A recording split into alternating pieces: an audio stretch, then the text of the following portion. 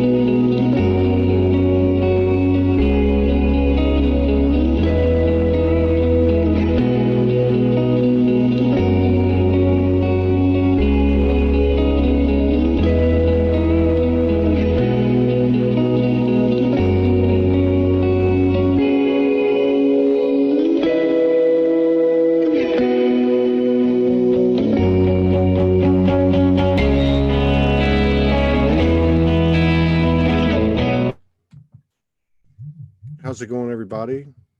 It's our last show of the day. It's our third show of the day. The first two were fantastic. I think this one's going to be really good too. We've got a brother by the name of Barrett Lee coming on. And I'm just going to skip all the introductions and we'll just get to know him in front of, get to know each other in front of everybody as we usually do. So let's get him up here now.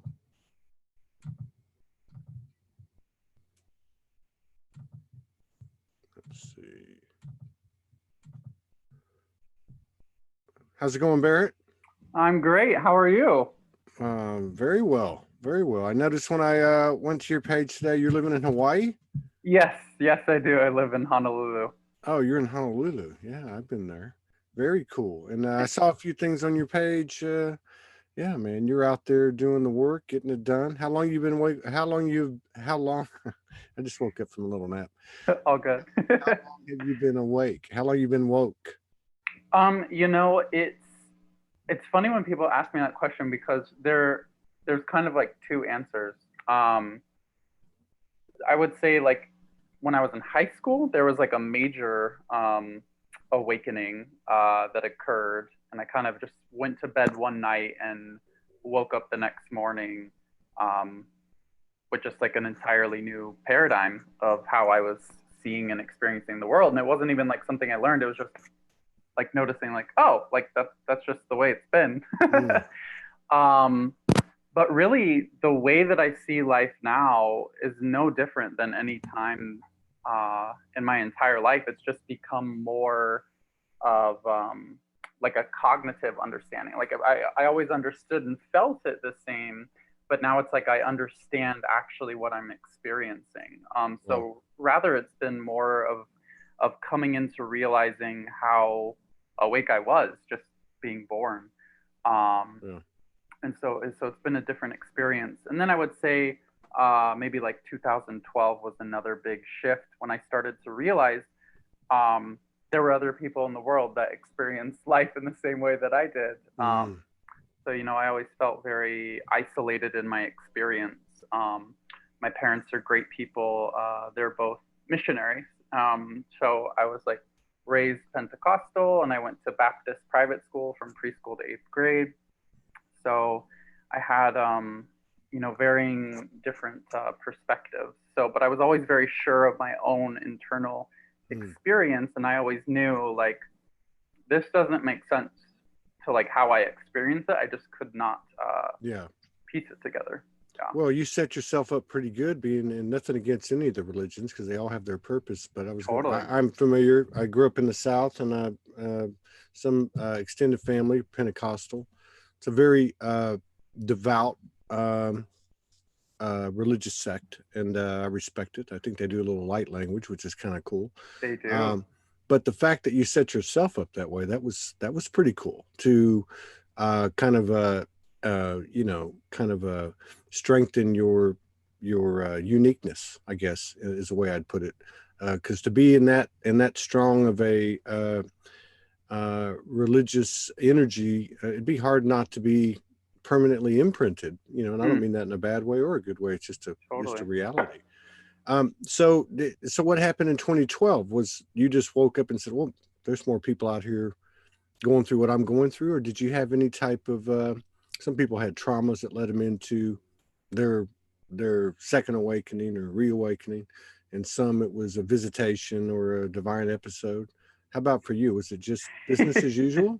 Yeah, it's funny because um, it actually happened only 3 days ago, as like precisely 8 years ago, Oh, wow. um, because it was on my birthday, May 2nd. I turned 21 8 years Mm, ago, and I'd never identified with my age, and I was always, eighth grade freshman year, I was hanging out with college kids, so I was always hanging out with the adults. I was always hanging out with older people. And when I turned 21, it was like a midlife crisis. I realized like how actually young I was, and I was making like very quote unquote adult like choices. I was, living with a partner. We were talking about getting engaged and kids and all these things, and it just hit me when I turned 21. I was like, oh my god, like I have my whole life ahead of me. What am I doing? And yeah. at the time, I was living in Washington D.C., Mm, and I was just like, where can I go that is the most, divergent path? And mm, in San Francisco flashed across my mind's eye. And a couple of weeks later, I moved to San Francisco, and I discovered spirit science with some friends, and that's when I yeah. realized there were other people who had were experiencing life in the same way that I do. So Wow. Wow. And then you ended up in Honolulu. So that's some pretty good. You went from a pretty dense environment in DC, and again, I'm not taking anything away from it because every totally. point has its purpose. In San Francisco, that's a very lit area. I mean, there's a mix, but I mean, there's certainly a progressive strain there. And of course, Hawaii is Hawaii. We lived in Kauai for 10 months in Oh, beautiful. 2018, 2019. Yeah. So, yeah, that's and so you like it there. You're doing your work there. Tell us a little bit about what you do. I know you're out there putting your message out there and stuff, but tell us what you're getting into. Yeah. Well, I've been doing energy work since I was a kid. I, as a kid, I would lay my hands on myself and like heal stomach aches and headaches, and I don't know. I just thought that's what you did. Right. And then I just fell into body work in San Francisco. I went to massage school. It was just kind of like it wasn't even a choice I made. It was just like, I don't know, I have to go to massage school. So I went to massage school. I studied orthobionomy, which is an offshoot of osteopathy, and it's all about proprioception in the body, which is how your body knows where it is in space and time. Mm, And this has kind of informed the way that I do my emotional empowerment work nowadays, because uh, orthobionomy is all about moving with the direction of movement in the body. And again, nothing against massage therapy, but massage therapists would, if your shoulders rolled forward, they would open up the pecs, strengthen, the rhomboids. But an orthobionomist will actually say, hey, like the body's trying to protect itself. Let's move further in that direction. That mm, will actually complete the action and return the body's structure to a more natural state, and it's more permanent. So I had a coaching client ask me one time, like, I'm really done with this healing journey. Like, I want to just start activating things. I'm like, okay, let's do it. So based on this principle that the natural state is already in the body, we just have to move with the direction of basically the pain of the trauma. We uh, we started working. The first session was innocence. And I said, where in your body do you feel most innocent? Right. mm, And then we just started moving in the direction of more innocence, and then any kind of like sticky areas, we just started unwinding. And this is all just like long distance work, which is actually part of orthobionomy. Anyways, I was just applying this to a more, emotional realm, and that kind of evolved. I've been channeling, writing, and speaking since I was a kid, and that just kind of started going into it with these sessions. And so I would connect, let's say, for instance, the innocence, and I would go through each chakra and channel whatever needed to be activated for each chakra in relation to innocence. And the new thing that's really been coming through is now what I call like a collective template. So it's like this, what our collective consciousness, what it desires to embody and anchor on the planet. And these individuals will come to me, and in my experience, they're saying this is what they want to, heal or activate. And the experience that's happening on my side is collective consciousness wants to anchor this in the grid on the planet. And this individual soul is going to be the anchor point for that aspect of collective consciousness.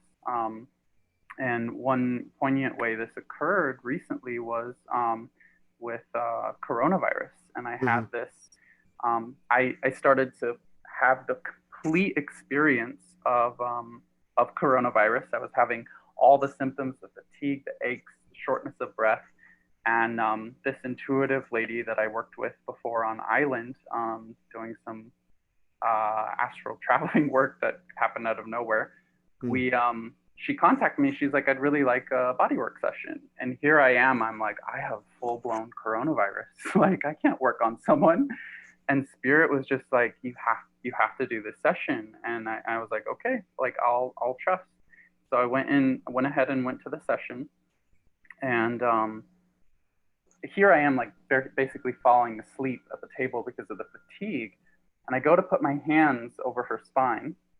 And as soon as I do that, before I touch her, I hear Spirit say, we are going to use her as an anchor for the consciousness that coronavirus is cultivating on the planet. And we are going to anchor that into her physical form as a way to mitigate the amount of bloodshed required in order to cultivate the consciousness that coronavirus will cultivate on the planet. I said, okay, I just listen to these things and go with it. And previously what had come to me was that coronavirus was a crown chakra activation moving into the next octave expression of the root chakra, moving up into the next octave. So I was working on her and she's like, oh my God, she's like, my root chakra just cleared. I'm like, okay, cool. And then later she's like, my lungs, she's like, I can breathe now. And step by step, I was being shown how each symptom was related to a transmutation or a process that humanity was going through. Not to say that it obviously isn't a real thing, but there are other elements to it and different layers. And so the final piece that didn't make sense to me is I was still feeling a lot of nausea.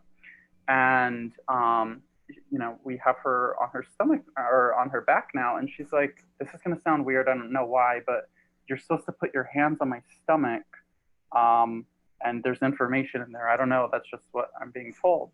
So I go to put my hands on her stomach. They get super, super hot. And all of a sudden, I'm just laughing because I see this vision of two earths with an umbilical cord, like a wormhole. And the nausea was actually the sensation of humanity being pulled from one dimension to another at such a quick pace that it was actually causing motion sickness. Wow. And at the end of the session, all of my symptoms were completely gone. And I was riding pretty high on the energy of it for a couple of days.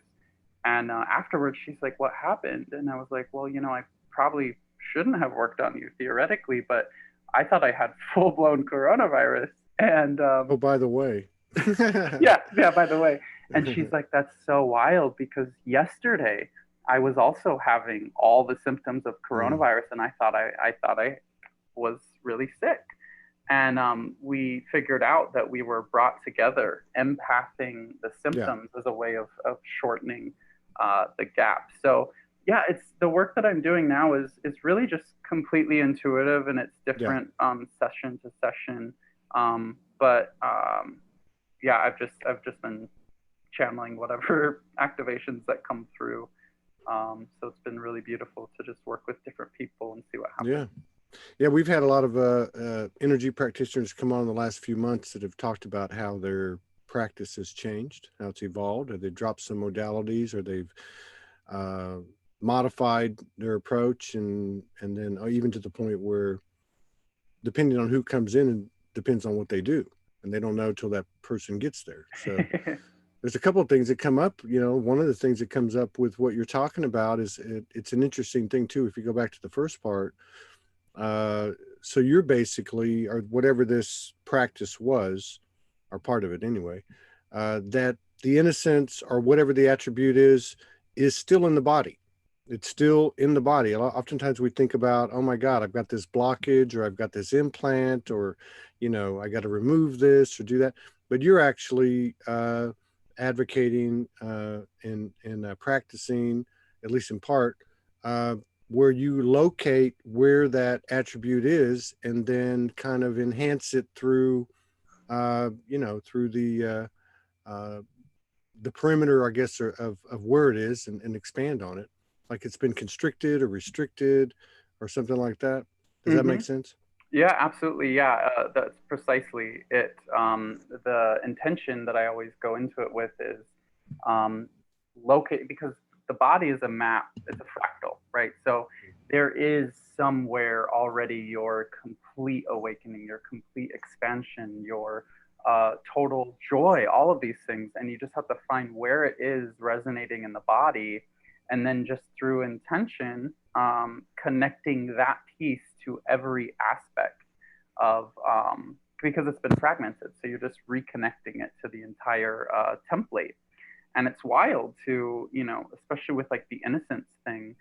Um, for me, I've actually been raped, and so for me, like sexual energy, there was always this feeling of uninnocence, Mm-hmm. and at the time when we had gone through this activation around innocence, I had a huge awakening intimately with a partner that I can't even imagine would have happened otherwise. And it was because I was able to not just know my innocence, but feel it in every single cell of my being. Mm.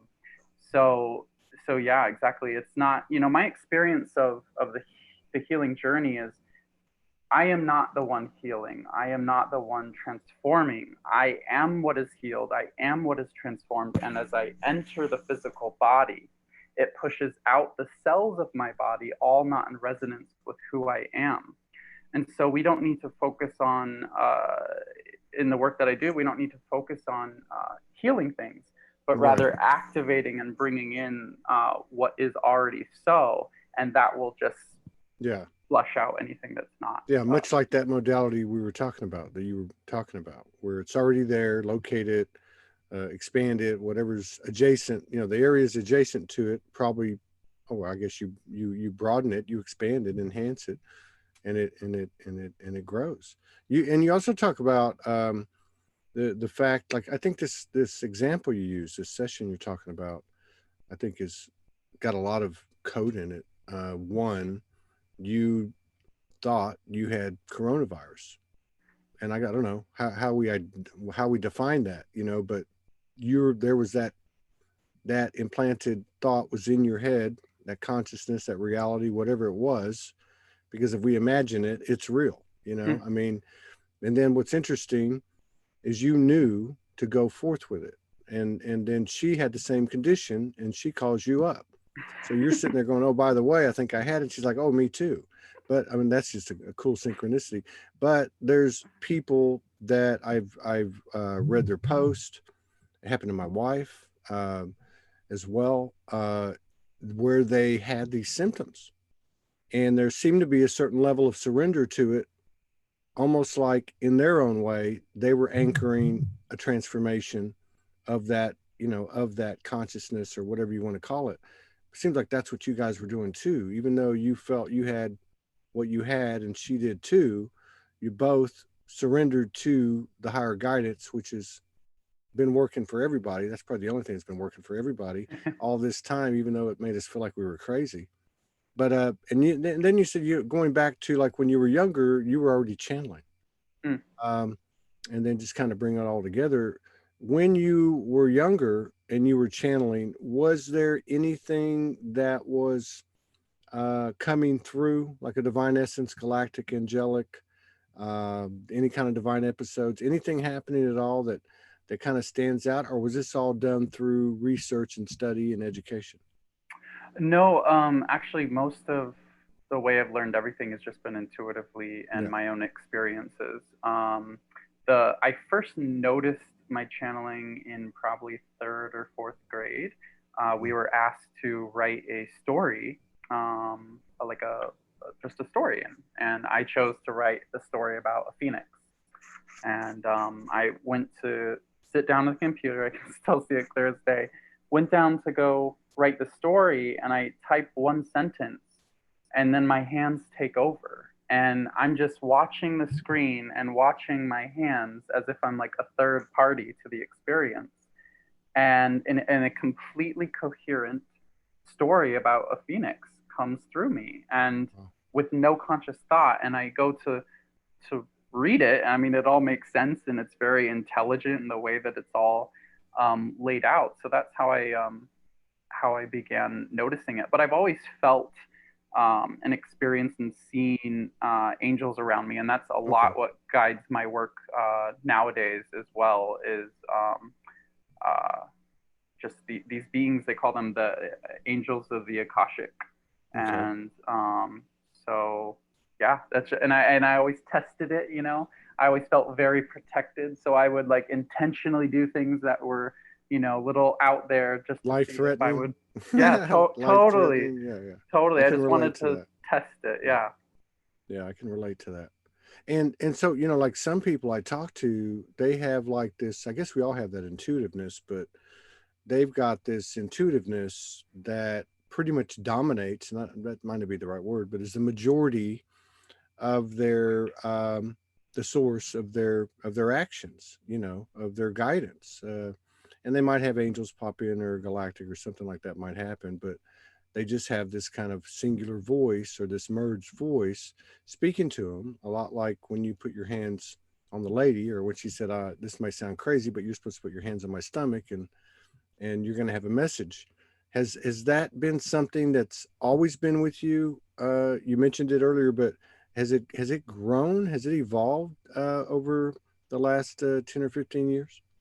Yeah, it really started, I think most clearly I would see it in a couple different ways. Two was the second major one was when I was working at Dairy Queen in my hometown. I was like 15, and I was like, I'm gonna get a job at Cold Stone, this other ice cream shop, and I hadn't even applied. I was like, I don't know why. It just I'm gonna get a job, right? Hmm. Well, a couple weeks later, I actually met the lady who ran this ice cream shop, and she offered me a job. So it's more, my intuition was more like I just know what's going to happen, and then I would just I don't know why, I just know it. And now it's become more of an auditory experience, where I just clearly hear as if someone's like speaking Mm. out loud to me. But most of it's just like a pure knowing. Yeah. I don't know why I know what I know. I told my mom when I was probably like 8, uh, that I just know things without Yeah. seemingly knowing why. But the first major one that it was always just kind of there in the background that I didn't realize was intuition, was I would have these two tracks, and whenever someone was speaking to me, I would hear the words that they were saying in the physical, but I could also simultaneously hear audibly their subconscious telling me why they were saying what they were Yeah. saying. So it was Yeah. literally the beliefs giving a voice to what they Yeah. were saying. And then I would just be like, no, like, this is why you're saying that, or this is why you feel that. And they'd be like, what? And I'm like, I don't even know how I know this, but it's just something that I see. So that informs my work as well, just Yeah. helping people see at a deeper level what's going on. Yeah, I can relate to that too. That happens to me on this show, but I don't tell people anything. Every now and then I might say, "Hey, your higher self is telling me to say this," but no. But I could, yeah, I almost see it like a DJ, like you were talking about. Like you got one going over here, and you got the other one going over here. Yeah, that's interesting.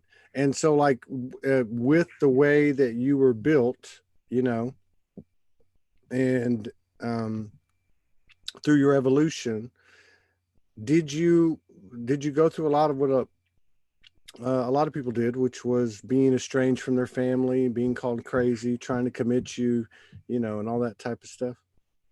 My parents are quite amazing, actually, to put up with everything that I put them through in, because I was always just like a radical, kind of pushing them through. But they were, my parents later told me that they stopped parenting me about 13, Yeah. and just let me kind of make my choices, because they saw that there was this like intelligence coming through me Hmm. that was guiding me. And so they really let me do that. And they actually, one thing that I'll always be thankful for is they always told me, question all authority, even our own. And so that really let me set free into my own exploration. And so, they'd tell me to do something and I would, be like, well, why? And so it really cultivated this independence in, Great parents. yeah, really Of great course, they parents. planted that seed in you, and I hope you were, you know, 15 when they told you that, because otherwise they shot themselves in the foot. Question everything, even me, right? Oh Yeah, my god! yeah. But that's pretty dynamic. Yeah, they're really really beautiful, really beautiful people, and I'm grateful for everything for sure. So so you go through all this. You're fairly young. You're what, 29? Yeah, I just turned 29. Yeah. So most of the people that tune in are probably 35 to 55. And then since I've been on social media since 2013, I think it's like, most of them were 45 to 55 for a long time. But there are a lot of people that are coming to the party and have already been there, have been at the party. They were just in a different room or something. But it's all kind of coming together now. What's it like for you? So you would have been born what, in 1990, something like that? 91, yeah. 91. So what's it like for you to be going through? I mean, you were like what, 15 as you start to hear about the Mayan calendar, and 2012 rolls around, and that's when you said that you kind of had your second awakening. You realized other people were like you. What's it like for you with all your experience to see what's happening now? Well, I mean, I can tell you that I've been having dreams of this particular moment in history, um, since I was a kid. I would see like riots and revolutions and shifts and changes. And to me, that was like an excitement. It was like, I know this is coming. Even when I, was, going to church, the only chapter of the Bible that I really read was Revelation. Like I wanted to know about the end times because I came in with this knowing of like, I'm going to live through that. I know it. Mm. And so to see this now is incredible. And it's back in early January when this whole coronavirus thing wasn't even really a thing.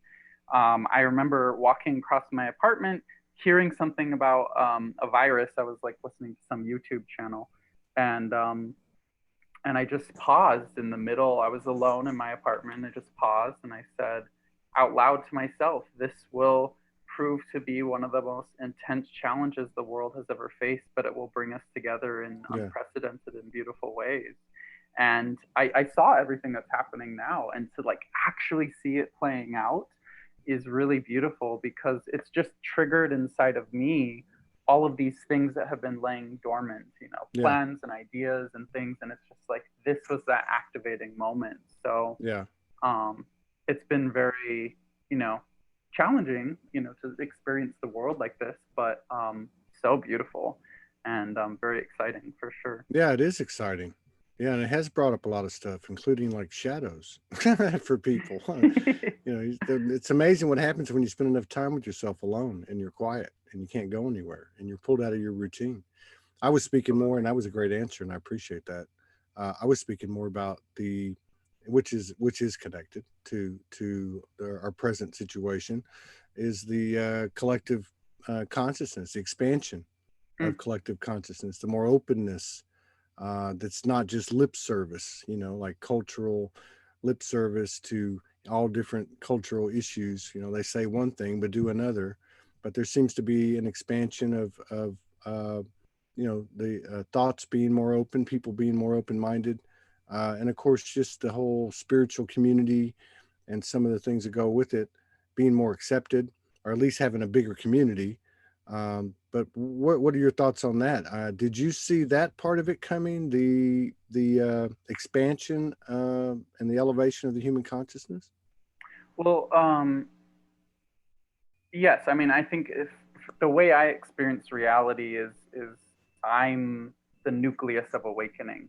Hmm. So everything I see outside of myself is what's already been resolved because Right. there's enough distance between me and it for me Right. to recognize it, which means that the consciousness that's witnessing it has already transformed it, right? So Yeah. I don't concern myself with the external, but it is starting to reflect, Yeah. on the outer layers, um, this awakening. But I Yeah. think reality is designed in such a way that it will um, just bring you whatever you need. And so as we've all collectively refined ourselves, that's starting to ripple out as those reflections. So I think it was more just an inevitability, Yeah. that would occur.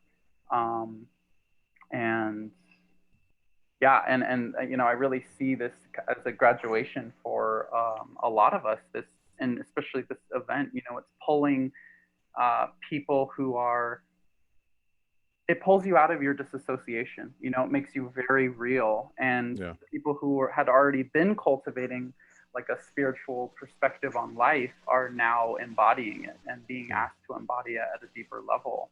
And those who are already in the embodiment phase are now being pulled into a deeper phase of just witnessing and holding space Yeah. for everything. And I like to break things down into three main categories, which is victim, hero, and the witness, which is in the gut. So some people are being broken out of the victim mentality and they're being pulled into the heart of heroism, of making the change. And Mm. then from that place, both of those integrate into the gut, which is just the presence of consciousness. So it just depends on where you're at in that phase and how you're being pulled into the body. Yeah, I love this. I love these answers. I think they're, we spend an hour trying to just get to one point like this. You just made three in 2 minutes. But I love the fact that, what you're saying is when you talk about refinement, it's that personal responsibility. You called yourself the nucleus, which I agree with you. Um, but you're taking responsibility. Now you're not only taking responsibility for everything that's going to be shown or that's going to happen, but you're also, uh, you know, not focusing, which I love. You're not focusing on what's occurring because that's already been uh, uh, created, I guess, in the energetic fields or within yourself, which might be one and the same thing. So you're not reacting to something that's already been created. You're just staying with refinement of yourself to create a better world, so to speak, which is the same Kool-Aid I'm drinking. I mean, Absolutely. it's I think that might be, and I love what you said too about the what was it, the victim, the hero, and the observer. And I actually thought you were going to say, not that it's right or wrong, but like victim, hero, then you move to that deeper level. I think that's what you said first. It's almost like, where I'm at is, okay, now I'm observing, uh, and doing my best not to get a charge to pull me off 0 point. But at the same time, I'm like, okay, what can I create now? Or what do I want to create Mm. that aligns with the highest and best for myself and everyone else, or aligns my free will with universal will, however you want to put it. what are your thoughts on our role and or responsibility as co-creators and collaborators? Yeah, well, first, I'd just like to highlight one way of kind of bringing that whole process into more tangible form, which is, my interpretation of aloha is no matter how much or how little love I receive, always give more. And Yeah, in that orientation towards life, the external reality, no amount of darkness or shadow or whatever has power because it's all only as a catalyst. So in using that framework, what's going on is like the biggest catalyst that we could have ever asked for. And so right. I think, our duty is the word that's coming to me, in knowing that and in embodying that, is to express it. And however we feel in each moment, it's like we don't really need to focus on too much of a big picture, just focus on what's 6 feet Yeah, in front of you. that's right. And whatever comes into your field is what you're required to work with in that Yeah, moment. And yeah. so, we can work there. I'm starting to feel called into, um, I guess more maybe like 20, 22 feet into the field or whatever. But I went to school for finance when I was living in Washington, D.C., and my whole bent was how to shift the way the financial system works to create the new world. And this idea is something that I called harmony, which is basically a collective community funded trust that starts cooperatives in the community, which pays people higher wages and reduces the costs of goods and services by Mm. minimizing the profit margin. And then that profit margin gets recycled back into the trust along with all the subscription or membership of the community, which then creates more cooperatives. And so the idea is like more of a shared generational communal wealth building, all based off of debt-free establishment of provision and distribution of resources, which I think is one of the biggest issues that faces our planet is really the distribution of resources. So I guess my take on it is, you know, taking that spiritual essence of always giving more love, and how can I use my field to sense the experience of the world around me, and how can I make that more loving? How can I make the system of delivering what everyday humans need in a more loving way? And so that's just one of the ways that um, I'm doing it. Yeah. Yeah, I dig that. 5D commerce. Yeah. But Yes. yeah, and then like and I love what you said too, really going back to that core, the circles closest to you, what's in your field, and as opposed to I don't even want to say focusing, but it's pretty hard to look at anything globally and not get a reaction, that has a charge. But if you're focused on what you can, what it comes into your field and dealing with it there at an energetic standpoint, you're actually contending with the issues that are being projected on the global stage, and you are directly influencing them uh, by your own actions and alignments, in your own field and what's presented to you. So, but on that note, and I'm just it intrigues me how the whole thing works. I don't think anybody has it figured out because I haven't seen anybody walking on water yet. But it's like, you know, if I affect to my highest potential or in the trajectory of my highest potential consistently, consciously every day, I am changing this world, and that effect will be seen on a macro level. Uh, and I think, I don't know, to me, I can accept that after many many years, more than your age of reading books and in the early years and stuff like that. But um, I think might that might be the biggest trick of all, the biggest uh, reality, the biggest truth for us to understand and embrace and integrate, or you could even say our biggest fear, of our own power.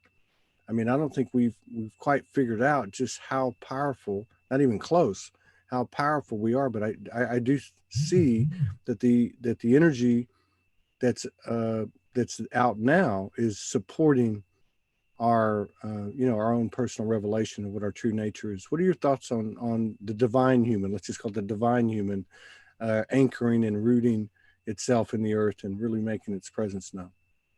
Yeah, absolutely. I mean, I'll connect that to this idea. You talked about like diverting from the 0 point, and one of the things that I like to always bring to my sessions is when people talk about like, I'm like this one lady. She's like, I'm having a really hard time, keeping on my meditation practice. And I said to her, I was like, no, like this event, you are being meditated. You don't need to try to stay on a path. And actually, this idea of keeping on a narrow path is actually just a subtle way in which the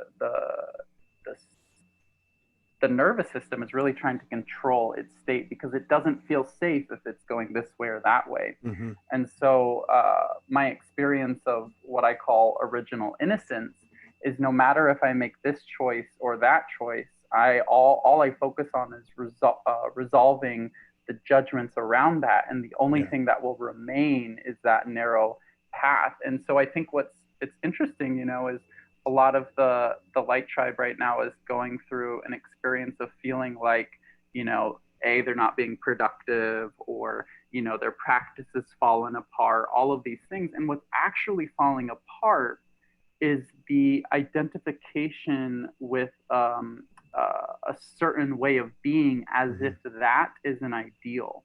Yeah, But like what we over identification. over identification, yeah, Yeah. absolutely. And what's actually this divine human that's anchoring is, regardless of how I behave, how I act, what I say, what I do, I am okay, I am safe, I am innocent. And Yeah. when that is what you're anchoring, then all the things that you think need to be fixed just kind of Yeah. resolve. And so all the people who are going through experiences right now where they feel like they're wavering or being tossed around is actually the oscillations that are Yes. shaking them free from the ideas, beliefs, and reference points that are actually limiting the expression of their divine humanity. And so that, I think, is the clearest and quickest way that this is occurring right now on the planet. Yeah. Brilliant. You're exactly half my age and you already got this shit figured out. But no, I love the fact that you can actually objectively discuss what you just discussed, because this is like a hot potato at the time, and I'm sure it's oscillating, like you said, or like a pendulum. It's swinging, from one extreme to the other as it works out to the 0 point. But in these communities, there's a lot of over identification occurring in the last few weeks, especially the last couple of months, and I know that's a great thing. But you're right, people are struggling with it, but it's okay. I think that's the whole point.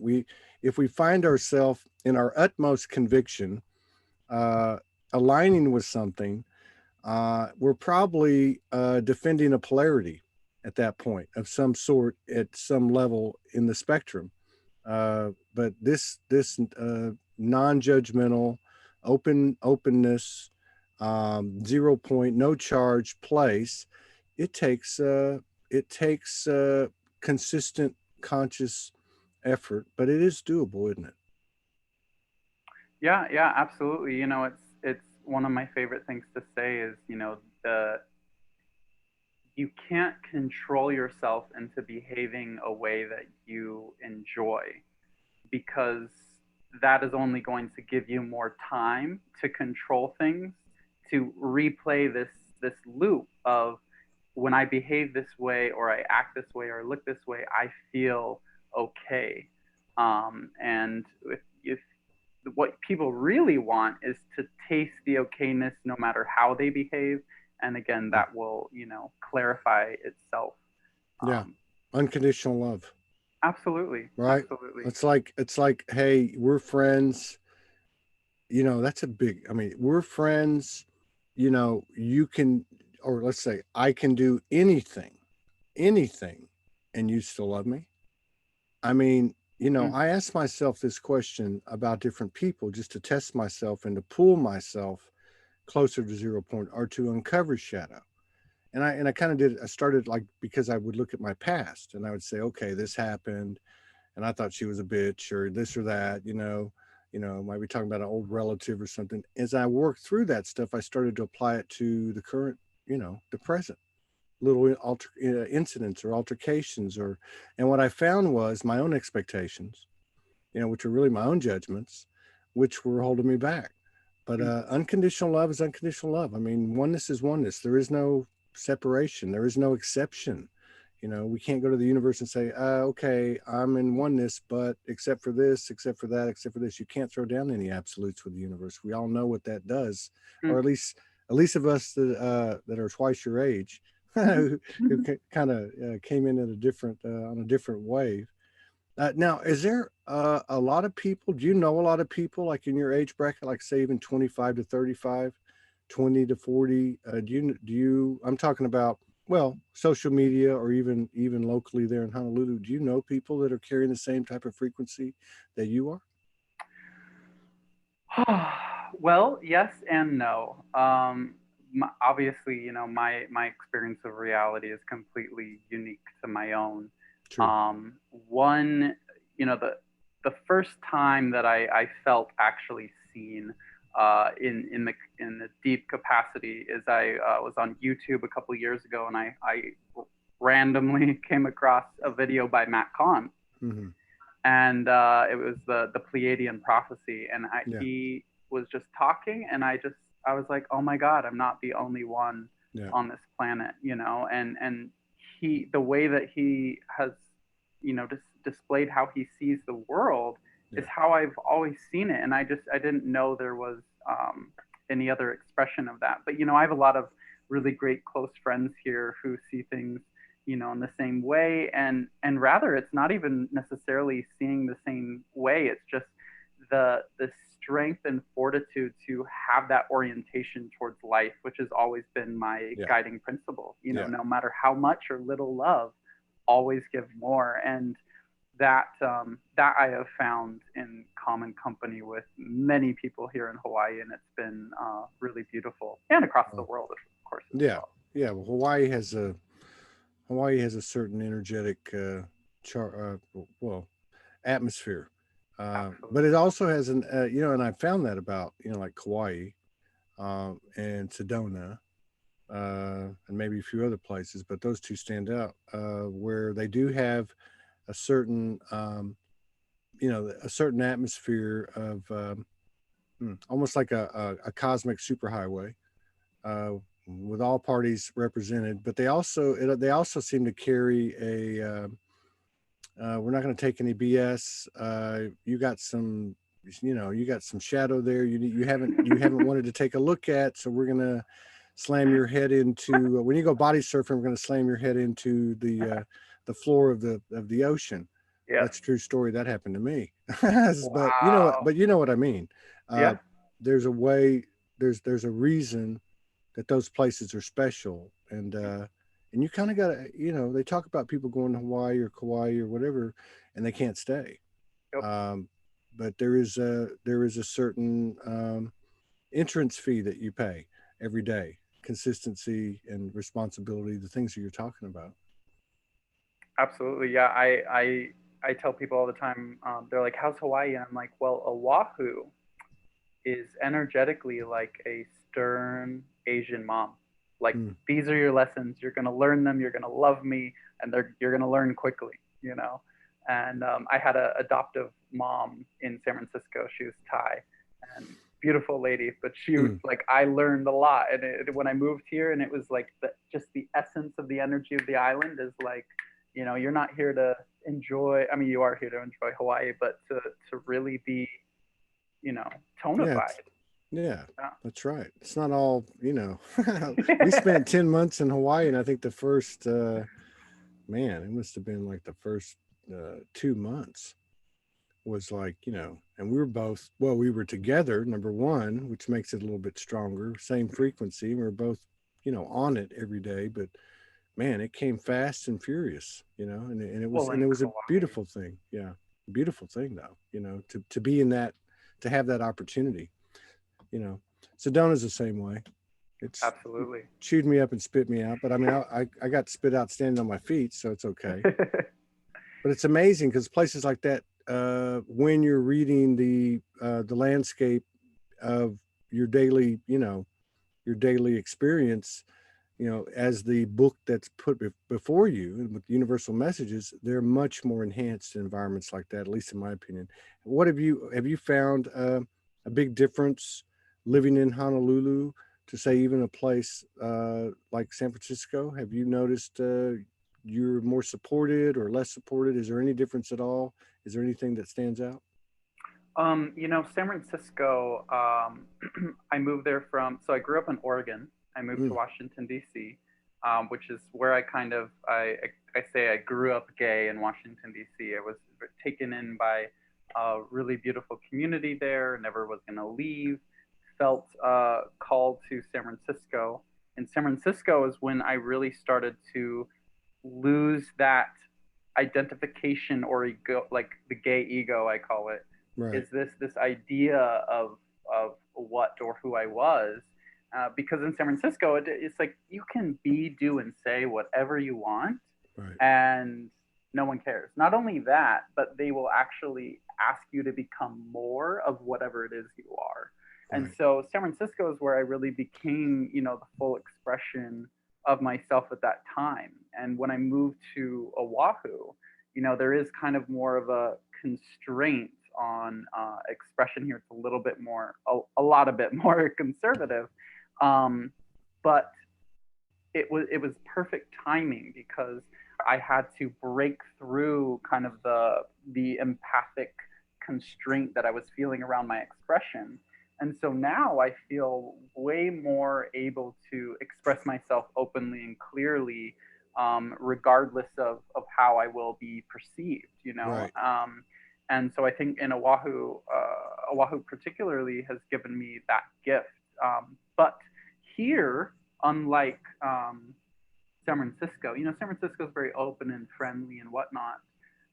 But here on the islands, it took me about 18 months to get used to my nervous system to kind of calm down from living in a place that, even like San Francisco, where you're just kind of a little bit wary of what's your surroundings, and now I leave my door unlocked and my moped just out there, no lock on it, and Mm, stuff on the beach, wallet out. Like you just don't care because you know that no one's going to take it, and that took yeah. time to get used to. So I think this place has really given me the gift of um, remembering my like most relaxed state, no matter just in everyday life, Yeah. and trusting people. I didn't even realize that I wasn't trusting people until I was constantly faced with these scenarios where people I'd never met were like, "Hey, do you need a ride, or do you need this? Do you need that?" And I'm like, "We've never met. Like, I'm thankful, and I'll definitely take the opportunity to, interact with you." But it took me a while to get used to that. So, and to experience that level of abundance that comes Yeah. from a community that is Yeah. interacting with itself, no matter whether you've met or not, you're considered family. So Yeah. that's That's a big definitely the deal. shift. That's a big deal. I mean, we all know it's much easier to give than receive, but there's something about the level of participation in the abundance code, let's just put it that way, when we really can receive without getting a charge, Mm, basically, other than just gratitude. But that's not a charge. That's just praise of the universe, praise of humanity, whatever. But yeah, you're right. I can relate to that. I'm sure a lot of people can. If somebody gives you something and you're like, oh no, you don't need to do that, instead of just saying thank you. hmm That took me a long time to get to that point. Yeah, Absolutely. fascinating. So, I mean, are you on YouTube? I know you're on Facebook, and I know you do some videos. Do you have a community or anything like that? Yeah, so I was doing YouTube for a while. I was doing some readings on YouTube, which I still do readings, but I Mhm. hadn't just kind of the last 12 months, I just needed to really cocoon myself. Yeah. And it's funny, just before this call, I was actually working on my rebrands on my website and everything. So all that's going to go up in the next week or so. But the YouTube is definitely going to be a big part of the rest of my 2020, and just cultivating that. Very Because cool. yeah, it's time. But yeah, Very Facebook, cool. I've been writing stuff since high school, Yeah. and have just kind of had an interactive. I think there's going to be a lot. I think there's going to be a lot of rebranding and reformation and renovation, whatever, Yeah, for a lot of people. You know, it's like the messages we've been getting over here, and this has been going on for a while, as we've been trying to push, you know, after 8 or 9 years, Sology to do this or do that or this, has been, you know, once we surrendered, you know, countless times, like, okay, this didn't work, that didn't work, was the message that these 5D creations cannot carry any of the dregs of the old 3D, you totally. know. And I think we've seen a lot of evidence of that over the last couple of years as people have tried to launch this and launch that, and that whole planning and strategy and all that old 3D, it just doesn't work, you know. I mean, I got my ass handed to me on a platter in Kauai where I really tried to push things, and Yeah. you know, in her graceful eloquence, she just handed it back to me saying, no, it's not going to happen, you know. I saw a It's, quote today that said there's two kinds of people, either those that are humble and those that soon will be. And I think that describes the energy, that describes the energy of 2020, right? totally, totally. So do you, and just before we get out of here, do you have any intel? I don't know if you ever get any collective intel about what's going on, or even your opinion, what do you think is going to happen, or anything you want to talk about before we head out the door? Hmm.